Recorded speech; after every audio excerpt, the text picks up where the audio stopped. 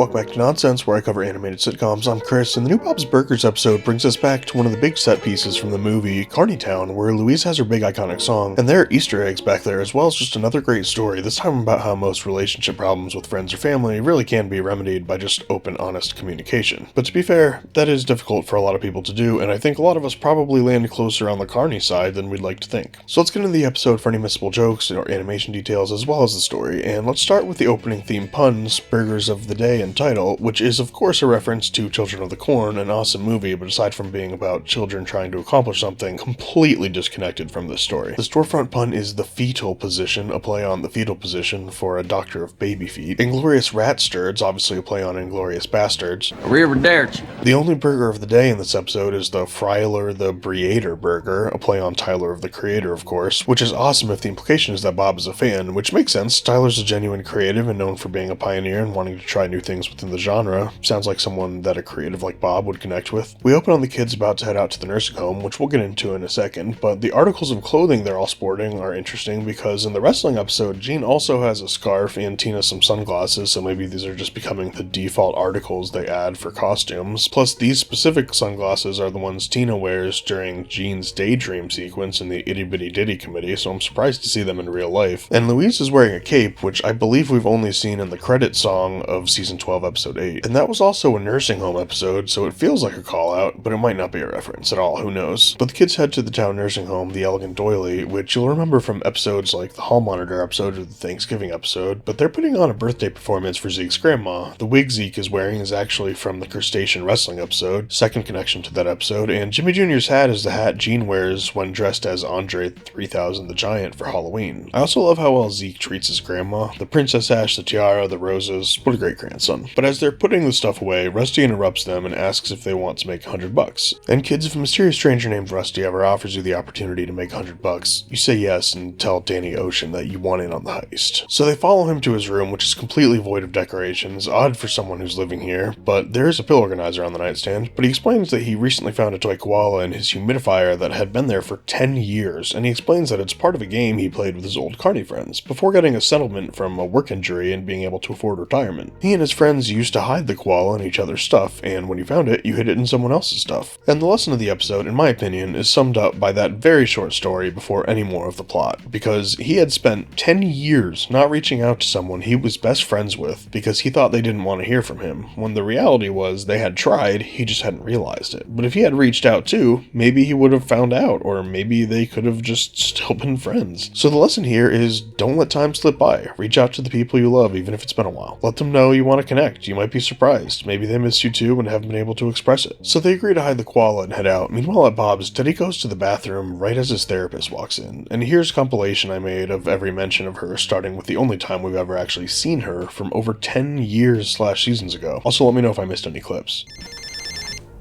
Hello? Teddy! Louise put some stuff you left in our basement on the toilet seat, and Bob sat in it and he got stuck. Oh my God, that's Teddy's sticky spackle. I invented it, it's stronger than super glue. You gotta come down here as fast as you can and get this door open. Listen, I would, but I just started a therapy session. Dr. Marjorie says that I spend all my time fixing things for other people, so who fixes me? Screw it, Bob needs me. I'm coming as fast as I can, Linda. Come back tomorrow. Okay, I still gotta charge you for today, though. Today? You just stood there talking. Bob, my therapist says that if I don't value my time, nobody's gonna. All right, you're right. All right. You'll show him you don't care about some dumb nickname. I kinda do care about it. It comes up quite a bit in therapy. That and my thing about shopping carts. Linda's right, Bob, and my therapist would say that you should focus on your own happiness and not compare it to other people's. Your therapist is an idiot! You take that back, Bob! Do not speak of Dr. Marjorie that way! That woman has put up with so much in her life! What? The balls haven't always rolled her way! Okay, I'm sorry. She's probably great. She's just never met Jimmy Pesto. Oh, no, you don't. Hey! Nobody messes with my temporary knees! Ah! Oh, that's bad. Tell you what, instant regret. I cannot believe I did that. Talk about losing your cool, Teddy. You're gonna have a lot to talk about this week in therapy. Did you lose your cool? A little bit, Doc. A little bit I lost my cool. Did I tell you my therapist has a signed picture in her office? Her mother knew Amelia Earhart's sister up in Medford, Massachusetts. Whew, got a little worked up there. My therapist says I take these things too seriously. Made a lot of calls to her tonight. Urge! Urge. It's kinda edgy. Yay! Urge! Everybody's got them. My therapist says some are good and some are perfectly normal, but I should stop bringing them up. And we also still never hear her voice because she has no lines in the episode. But Teddy doesn't want to see her because it is generally a rule for therapists and especially psychologists to not interact with clients outside of the professional setting, at least until a certain period of time after they stop being your patient, depending on the state. You can lose your license for it technically, so she probably just communicated that at some point, likely when Teddy said he ran into her at the pharmacy, and Teddy, being a socially anxious person, has this level of reaction to seeing her now. But she has to know there is a chance he would be here. There's no way he hasn't talked about Bob's Burgers. I doubt she would have been upset to see him here, just wouldn't have wanted to interact, which is the more important part. Anyways, the kids get to Carney Town, which they've recreated a less detailed version of in the show's typical style. The only real difference is some of these windows aren't broken. But in the episode, they skip all the intermediary shots between the entrance and the middle of Carney Town, which makes sense. It would cost so much more to animate all these extra environmental shots. Even the wide shot of the middle is only a tiny fraction of the larger Carney Town circle, which is also probably why they have the very first trailer on the right with the red paint and the yellow stripe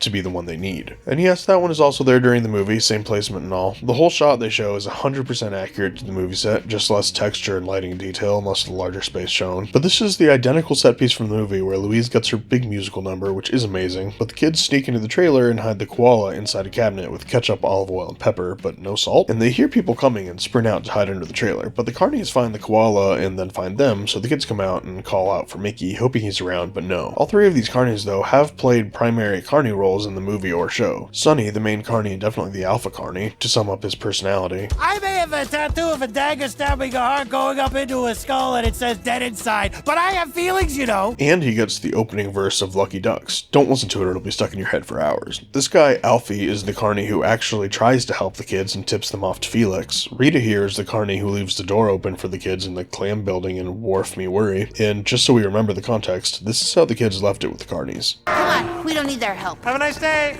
See, they're not cops. Cops don't dance around like that. So the Carneys are mad at Rusty for thinking he can just continue the game after not talking to them and keeping the koala for all this time, even when Sonny had been to the hospital for a heart attack. So they ask the kids to deliver the koala back with a Carney message, which is to fill it with cold spaghetti as the formal Carney way of saying that your friendship is over. Meanwhile, at the restaurant, Teddy is still hiding, and Bob and Linda comment on how she pulled the burger apart and is eating it with a fork, one ingredient at a time. Teddy responds, My therapist eats like a toddler. Like a strange toddler. What the hell? What the hell? What the hell? which is not fair. People eat how they eat. I had a friend who got burrito bowls and ate one ingredient at a time. I knew an old lady who pulled her subs apart to eat them. A shocking number of people pick the ingredients off of the pizza in my experience. Eat how you eat, just if it's gross, make sure you wash your hands after. But that should have no impact on your opinion of someone's professional ability in their field unless their field is competitive eating. Back at the Elegant Doily, the kids are showing Rusty the proof they hid the koala and sneaking off to hide the spaghetti-filled koala under his pillow. But he comes in after them and catches them in the act, not getting angry but just sad that his friends are done with him. So the kids ask why he never reached out to his friends, at least when one of them was in the hospital, and he says he paid for the guy's hospital bills but just didn't know how to reach out since he thought they all resented him for being able to afford retirement. So the kids decide to throw him a fake funeral and invite his Carney friends so they can make up. They immediately visit Mort to ask if he'll help, and he immediately agrees. Back at the restaurant, Teddy is overreacting as he does by searching online for a new therapist, but Bob and Linda just keep telling him he doesn't need to change therapists. They then join the kids for the fake funeral, who check on Rusty while his Carney friends arrive, who have dressed up in a suit and a tie, just a tie over a sleeveless shirt, and a bowling shirt. So Mort starts the fake ceremony and invites anyone to come up and speak, and Sonny talks about how Rusty rubbed their faces in his settlement money with his healthcare and humidifier, but again, the reality is they tried to connect with him by hiding the koala and the humidifier. They didn't want the friendship to end just because Rusty could retire, but after not hearing from him for a decade, what else are they supposed to think other than he thinks he's better than them? So Rusty comes out and apologizes and explains he did pay for his friend's medical bills when he was hospitalized, he just didn't know what to say because he thought they hated him, and he shows that he always wore the group t-shirt, and they all make up and promise to stay in touch going forward, as they remind Teddy that relationships are what matter, not silly things like whether someone can afford a humidifier or eats food differently than you. And he decides his established therapist for years now that helps him doesn't need to be replaced just because she eats different than him. And for those of you who think this is a nonsensical B story, which some people were saying on the subreddit. Honestly, you don't understand that people will judge each other for everything. So having a storyline where someone overcomes a stupid prejudice like this is a positive in my opinion. But that's all I have for this episode. If there's anything I missed, please leave it in the comments. I'm working on the next new Bob's episode, as well as New American Dad, and the next in the series of re-breakdowns for old Rick and Morty episodes. I'm still trying to figure out how to cover Family Guy. There's not enough substance or detail for a proper breakdown, and I haven't found a good way to satirize it yet, but if you have any ideas, I'd love to hear them. So subscribe if you love animated sitcoms, let me know if there's anything else you'd like me to cover, and I'll see you in the next video.